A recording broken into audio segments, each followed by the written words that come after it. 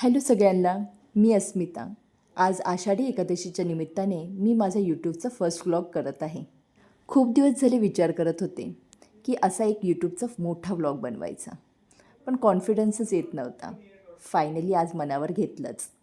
या येणाऱ्या व्हिडिओमार्फे मी माझं डेलीचं रुटीन, माझं लाईफस्टाईल आणि माझे अनुभव शेअर करणार आहे. एकादशीनिमित्त आज सोसायटीच्या मंदिरामध्ये भजनाचा कार्यक्रम होता. मंदिरामध्ये थोडा वेळ बसल्यानंतर आम्ही निघालो होतो संत ज्ञानेश्वर महाराजांच्या थोरल्या पादुका मंदिरामध्ये. हे मंदिर माझ्या घरापासून 1 किलोमीटरवरच आहे. आज खूप दिवसांनी बाहेर गेलो होतो फिरायला. सध्या आश्विकमध्येच दिवस निघून जातो. त्यात आश्विक पण मस्त एन्जॉय करत होता. आम्ही दोघं पण एकसाथ बाहेर कधीतरीच निघतो. गाडीची पार्किंग केल्यानंतर आम्ही जरा लॉंगकटनेच मंदिराकडे जायचा मार्ग निवडला, कारण पुण्यामध्ये पार्किंग झोनमध्येच गाडी पार्क केली तर ती बेटर पडते. त्याने गाडीचं नुकसानही होत नाही. फायनली आम्ही पोचलो होतो थोरल्या पादुका मंदिरामध्ये. हे मंदिर खरंच खूप छान रेखीव आहे.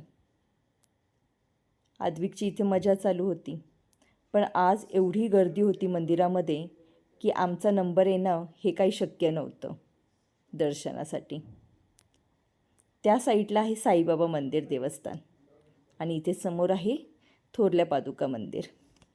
गर्दी खूप असल्यामुळे आम्ही बाहेरूनच देवाचं दर्शन घेतलं आणि नंतर ही जागा एक्सप्लोअर करायचा विचार केला. मंदिराच्या समोरच एक छोटंसं गार्डन आहे आणि एक मोठं गार्डन देखील आहे. इथे एकदम मस्त पालखी सोहळा दाखवला ह्या लोकांनी. फोटोशूटसाठी हा उत्तम ठिकाण आहे. लहान मुलं देखील मस्त वारकरी बनून आले होते. काही जण इथं फोटोशूट देखील करत होते. त्यापुढे आम्ही निघालो इथे मोठ्या गार्डनला. तिथून देखील हा पालखी सोहळा एवढा सुंदर दिसत होता आणि त्याच्यात वातावरणही खूप सुंदर झालं होतं. लहान मुलांसाठी जर म्हणाल तर एकदम परफेक्ट स्पॉट आहे हा. जर तुम्ही कधी आळंदीला आले तर तिथून हार्डली 4 किलोमीटरवर हा स्पॉट आहे, थोरल्या पादुका मंदिर.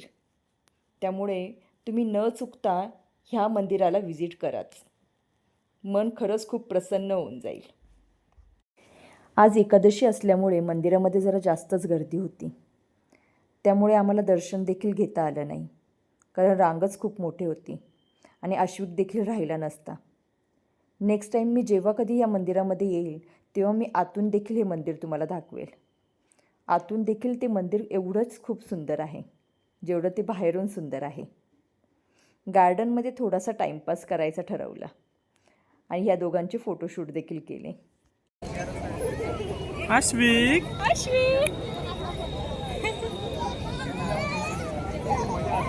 आश्विक थोरल्या पादुका मंदिरामधून निघाल्यानंतर आम्ही निघालो साईबाबा देवस्थानाकडे, जे की आहे थोरल्या पादुका मंदिराच्या अपोजिट साईडलाच. मंदिरामध्ये एंट्री केल्यावर समजलं की आज मंदिराचं इनोव्हेशन चालू आहे. त्यामुळे आम्हाला मेन डोअरमधून एंट्री करता येणार नव्हती, म्हणून आम्ही मागच्या साईडने एंट्री करायचं ठरवलं. अगोदर आम्ही पोचलो महादेवांच्या मंदिरामध्ये. हे मंदिर देखील खरंच खूप सुंदर आहे. आणि त्यानंतर आम्ही साईबाबांचं दर्शन करायचं ठरवलं.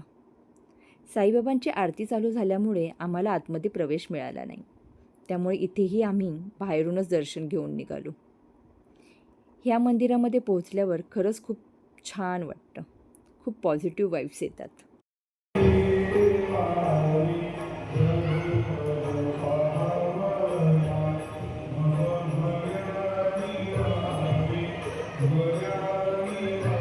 हे मंदिर खरंच खूप स्वच्छ आणि सुंदर आहे.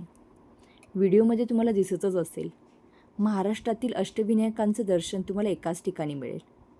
इथे प्रत्येक गणपतीच्या समोर गणपतीचं नाव आणि ते कोणत्या गावचे आहेत ते मेन्शन केलेलं आहे. समोरच दत्तांचं मंदिर आहे. इथे पुढे दिलेल्या मंदिरामध्ये मस्त रांगोळी काढलेली होती. बघून एकदम मन प्रसन्न झालं. हे मंदिर श्री स्वामीनारायण, श्रीराम आणि विठ्ठल रुक्मिणींचं आहे. मंदिराच्या आजूबाजूचा परिसर एकदम स्वच्छ आहे आणि बसायलाही खूप छान वाटते इथे. या मंदिरात जेवणाची पण सोय आहे. योग्य ते कुपन घेऊन तुम्हाला इथे मस्त थाळी मिळते. 90 रुपयामध्ये इथे संपूर्ण थाळी मिळते, ज्यामध्ये डाळ, भात, भाजी, चपाती, पापड, लोणचं असतं. आद्विकला भूक लागल्यामुळे इथे आम्ही आद्विकला फक्त भाजी आणि चपातीचीच प्लेट घेतली, जी आम्हाला अराऊंड 70 रुपयाला पडली. उपवासानिमित्त आज तिथे साबुदाणा खिचडी देखील अवेलेबल होती. इकडची खास बात म्हणजे इथे प्रत्येक जेवण हे गरमच मिळतं. लकीली आमच्या तिथे चपाती संपल्यामुळे आम्ही तिथे वेट करत बसलो आणि थोडा वेळ मी अश्विकसोबत टाईमपास करत बसले. थोड्या वेळाने चपाती आल्यानंतर आद्विकला आम्ही प्लेट सर्व करून दिली. मंदिरामध्येच आम्हाला 7 वाजले होते. त्यामध्ये आश्विक देखील सारखा रडत होता, म्हणून मी ठरवलं आद्विकला पटपट भरून घ्यायचं, कारण जर त्याने खाल्लं तर तो 1 तास जरूर लावणार. तर रुपयाला ही प्लेट मिळाली, ज्यात भाजी आणि गरम गरम चपात्या आहेत. 2 चपात्या आहेत. मी आता आद्विकला पटकन भरून घेते, कारण आश्विक अजिबात राहत नाही आहे. तो खायला घेतलं ना तर तो 1 तास लागेल. आश्विक रडतोय म्हणून मी त्याला पटपट भरून घेते. आम्हाला तो उपवास आहे, त्यामुळे घरी आता मला जाऊन मस्त खिचडी सकाळचीच आहे, तीच गरम करून खाणार आहे आम्ही. जास्त भूक नाही आहे, खिचडी असली की जास्त भूक नाही राहत. आद्विकला भरून घेते. आश्विक कसं मस्त आहे का? इथे ना खूप जास्त आहे, बघितलं का? स्पेस खूप आहे.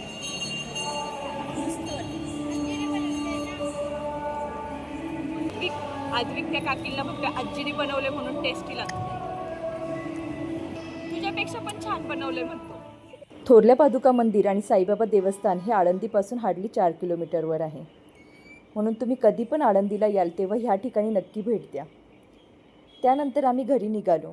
घरी पोचल्यानंतर मी फराळ केला, आद्विकला झोपवलं आणि आश्विकला देखील भरवून घेतलं. असा होता आजचा माझा दिवस.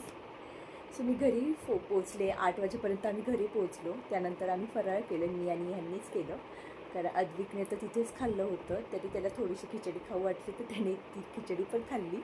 आणि त्यानंतर सगळं घरातलं आवरल्यानंतर मग आता हे बघा, इथे आद्विक पण झोपला आहे आणि इथे मी आश्विकला झोपवलं आहे थोडीच्या आतमध्ये. सो असा होता आजचा माझा पहिला व्लॉग. यूट्यूबचा पहिला व्लॉग होता हा माझा, आणि थोडीशी नर्वस आहे, पहिला व्लॉग आहे म्हणून. पण होप मी कन्सिस्टन्सी ठेवेल व्लॉग बनवायची यूट्यूबला. पॉझिटिव्ह घेऊन चालली आहे सगळं, कितीही थकले तरी व्लॉग करायचाच म्हणून. चला मग भेटूया पुढच्या व्लॉगमध्ये. आता मी झोपते. आता 10 वाजेपर्यंत झोपतात सगळेजण. पोरांना सगळ्यांना 10 वाजेपर्यंत झोपवतेच मी. सो त्या गडबडीमध्ये ना मी खरंच थकते, पण नाही, थकून चालणार नाही ना. आवड पण जोपासलीच पाहिजे ना. आणि मला खरंच आवडतं बरं का व्लॉग बनवायला, पण मी घाबरते थोडीशी. बघूया आपण, मग आता मी करते अजून पण तर मम्मा होती आहे. सो भेटूया आता आपण नेक्स्ट व्लॉगमध्ये. Bye, good night.